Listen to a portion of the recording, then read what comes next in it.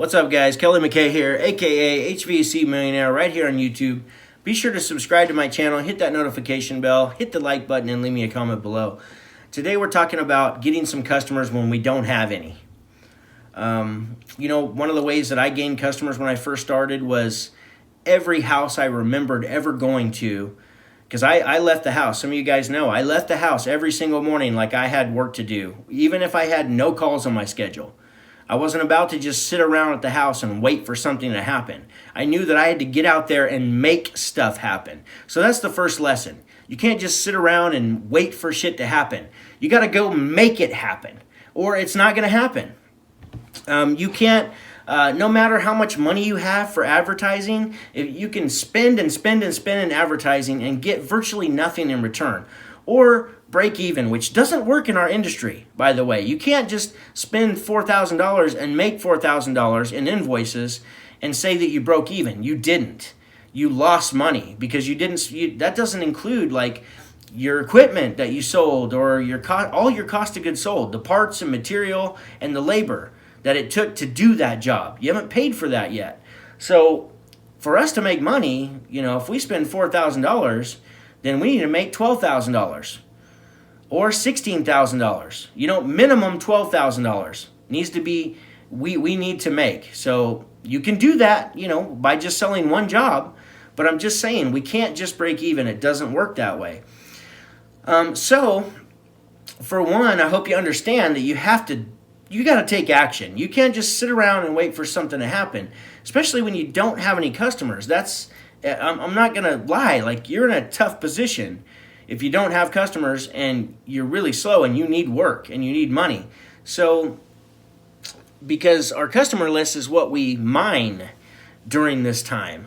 But back to, you don't have a customer list. Okay, so how do I just begin this process? So one of the things that I tell people is to, and I heard this on a podcast, and it's great information and it's great knowledge, and you should do it. If you don't have any customers, you and your spouse, or just you, if you're not married and you're single, sit down, make a list of every single person that you are acquainted with.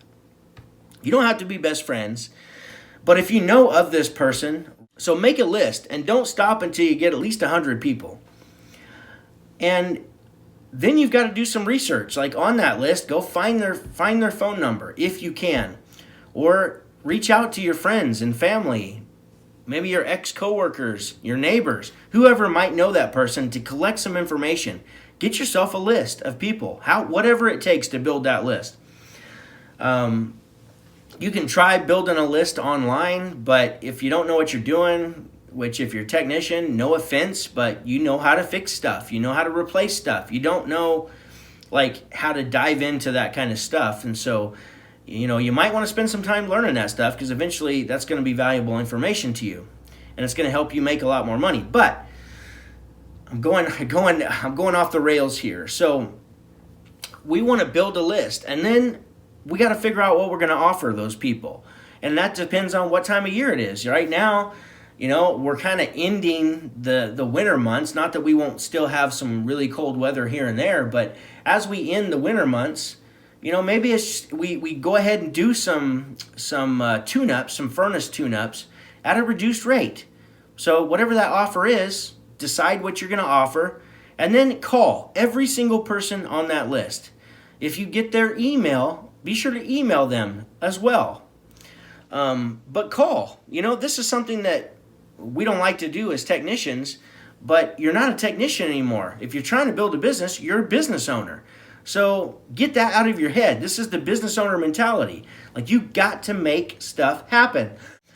Now that you've called all those people with your offer, now you've got to execute. When you go out, when you schedule the call and you go out to do it, you've got to execute. You've got to have a plan.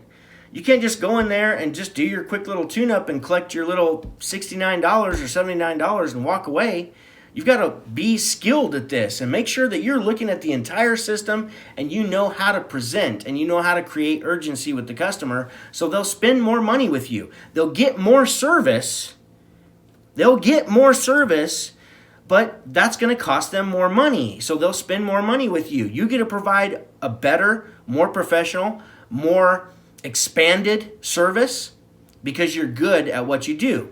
And you're good at prescribing. You got to prescribe people what they need, not just ask, hey, you need this and this and this. Is that something you'd like me to do? No, you're the professional. You're the authority. You've got to prescribe what needs to happen to bring the system back up to code, or to increase the efficiency or the safety or the reliability. So once we've done all these things and we execute, then what you're going to find is you're going to create more work for yourself. And if you create this more work for yourself, well then great.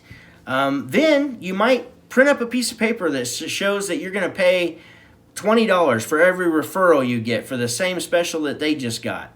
And see if you can't get some people to actually, refer you. It's not going to hurt to have something to hand the customer that they can, hand to somebody else. Not saying that's going to work, but it's worth a shot, because what do you have to lose but a piece of paper and a little bit of ink? So it's super low cost, right? Another thing to do is, if you don't have like door knockers, door hangers, well then make some up yourself.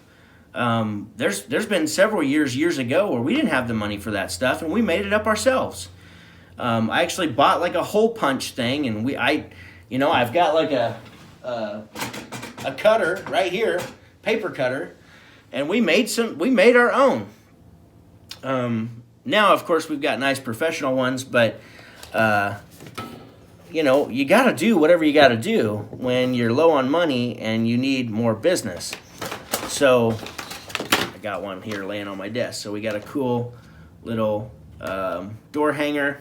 So every house that you get into, after you make this list and you present an offer, and then you call them and you book the call, and then you go actually execute, and you wind up selling more than just the offer, well then you're going to walk around to the whole neighborhood and hang these on the doors. What else are you going to do, right? If you don't have work, what else are you going to do?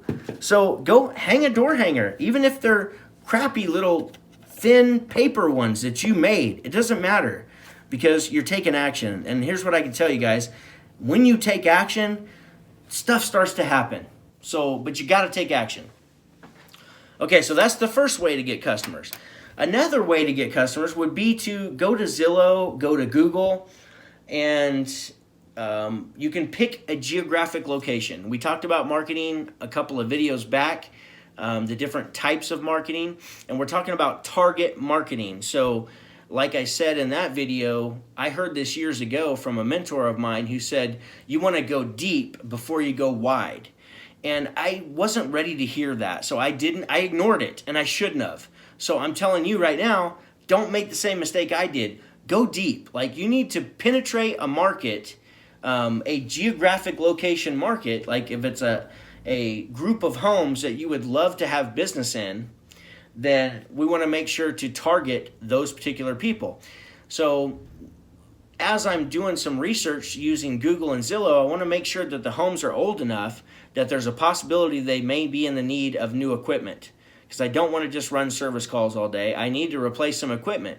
It's like the conversation that we've had before on other videos. It's like shooting a deer versus shooting a rabbit. I want to shoot some deer, which means I need some equipment replacements to happen. So if that's going to happen, I want to make sure that the homes I pick to mail stuff to, I'm talking snail mail, like envelopes sent in the mail. I'm going to pick a location that I'd like to do business in, that the house is old enough, it's worth enough, and I may even take a drive out through that location and just make sure that it is a place that I'd like to have more business in. I want to make sure there's not like broken down vehicles in every driveway and lawns that aren't taken care of, and I want to make sure it's a nice neighborhood, and make sure that the people take care of their stuff somewhat before I'm actually interested in doing work in that neighborhood. So we could take a drive around. The next thing we want to do is we want to spend some time in that neighborhood. So every time you most people are getting home at night between 4 to 6 o'clock. So ideally, you need to go park your truck, and then it's got to be stickered. You got to have your name, your company name, and all that stuff, and phone number on your truck, and start being present in that particular neighborhood. Make sure that people see you. You could even drive. I got an email from Ruth King a while back, and she was saying that some customer of hers were trying to get into a neighborhood, and they actually paid their guys to go out and just drive around for 2 hours every Saturday morning in this neighborhood. That way, because what this does is it builds trust. And this is what we're talking about, building trust in that neighborhood. Just seeing you out there, whether you're doing any work or not, your presence can help build a little bit of trust because they get familiar with your brand. And I don't want you to spend a whole bunch of money on some fancy brand right now when you don't have any money or don't have any clients. That's unnecessary. But they're going to get used to seeing your truck with your name on it and your phone number. And so from 4 to 6, you want to pick a location where it's not going to raise some awareness or make sure your truck isn't scary, right? Like make sure you're not driving like an old ice cream truck, right? That looks scary. It looks like you're there to abduct somebody. No, it's got to be a nice, clean vehicle. You're going to park in that neighborhood, and you're going to just be there. And people are going to see you. And then every so often, like if you're driving past that neighborhood, go ahead and drive through the neighborhood instead of just driving past it. Make your presence known in the neighborhood for about 2 weeks leading up to the first mailer that you're going to send those people. So then you're going to send them, this is where I can't tell you how to do this, but you have to learn some direct marketing, direct response marketing. Direct response marketing means that we're sending them stuff and it creates a response for them to give us a call. Typically, the response in our industry is to give us a call, to book a call for a special or an offer or something that we have going on. So we're looking for a response from our mailers, and we typically are going to do 3 to 5 mailers to those homes over and over again. So the first mailer might go out. You wait 1 week, send the second mailer out, and then wait 2 or 3 days, then the third mailer, 2 or 3 days, the fourth mailer, 2 or 3 days, the fifth mailer. And you could do this in just three steps. Like a lot of people just do it in 3 steps. I would recommend a little bit more, but you got to make sure that your offer is good and that what you wrote is not only valuable information, but interesting, and attention grabbing.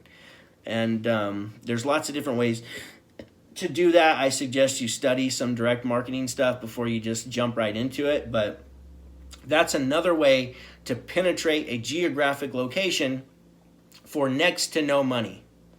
So these are the things that business owners have to do to get started in business. Apart from that, you can walk into almost any business, right? Depending on where you live and what the laws are. Here, where I'm at, I can walk into any business and solicit my business to those people. So that's another thing. Anytime you're stopped pumping gas, you should be having a conversation with anybody that's also pumping gas. Hey, my name's Kelly McKay. I've got a new business. That's my truck right there. If you see us driving around, we're out there, fixing furnaces. So if you have any problems with your furnace or air conditioner come this spring, I've got some great specials that I do all the time. So please give me a call. I'm a young business owner. I'm hungry for business, and I'd love to be your provider for your heating and air conditioning from here on out. So please just hold on to that business card and give me a call. Also on your business card, you might want to put something like, we've got present this card at time of service for an additional 5% off. So it's little things like this that you never thought of because you were a technician or you're a sales guy but you're not a business owner. But the thing is if you're trying to build a business and you're starting from scratch, you are a business owner. So it's time to start acting like one and learning this stuff. So I gave you a lot of great information here. This is a constant, never-ending subject that comes up all the time. in every group on social media, on my channel all the time. Like, people are always wondering, how do I get business? Well, there you have it. You might have to do some things that you don't particularly like to do, but we have to do a lot of things we don't particularly like to do when we're growing a business, because we have to change our identity. We're not the same person anymore. We're not a technician. We're not a sales guy. We are a business owner. So start acting like one. Start learning what you need to learn. And don't just sit back and wait for the phone to ring, because you're just going to be sitting back until summer, when everybody needs you. And you're going to be a lot better off if you get customers now by continuing to work and learn this stuff.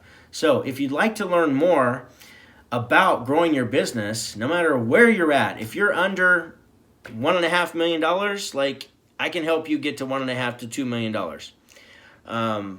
And there's a big gap. I feel like in our industry, there's a lot of guys doing $20, $30 million in their companies, and they're trying to teach you how to do your first $500,000. Well, that's the gap that I'm filling here. So I've got a free training. You can book a call with me or the other trainer, depending on who's up. It's just a rotational thing. But you want to make sure to watch that training, book a call, and join our group, HVAC Millionaire Coaching. We meet every week. We talk about subjects just like this. And I've got the entire course, that 7 figures in 7 weeks. That means that in 7 weeks, if it takes you that long to go through the entire course, which it could, because there's a ton of information in there and a lot of implementation. So you could go through it in 7 weeks, but you ain't going to implement it all in 7 weeks. But now's the time to start implementing things. That way you're ready for summer. That way you're ready to go crush it like you've never crushed it before. But you've got to be prepared.